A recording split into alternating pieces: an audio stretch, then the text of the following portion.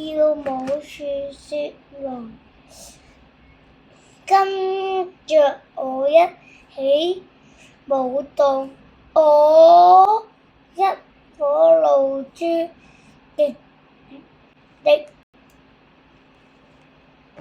落在含羞草姑娘的身上，她又害羞的低下了頭，縮起了身子。房子裏走出了一群小朋友，來到院子裏玩扮家家。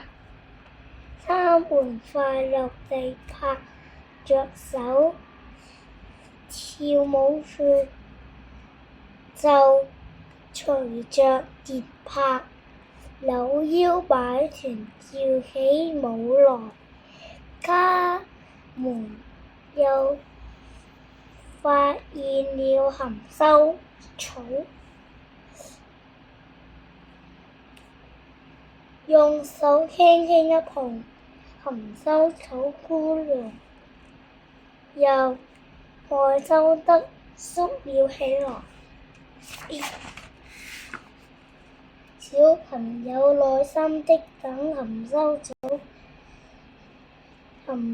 草張開葉子，又把手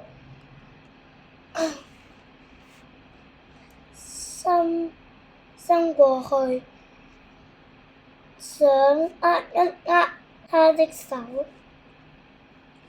邀她一起玩。但含羞草姑娘又低下頭了。沒關係，慢慢來。小朋友依然等着她。等含羞草姑娘張開了雙手，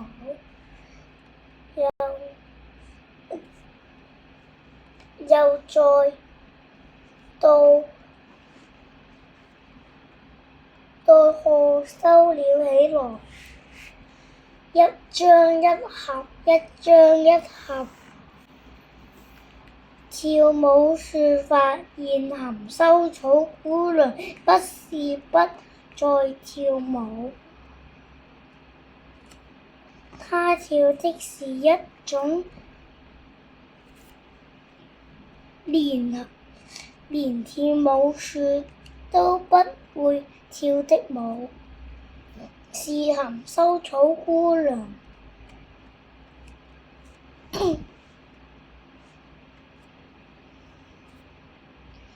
獨創的含羞舞。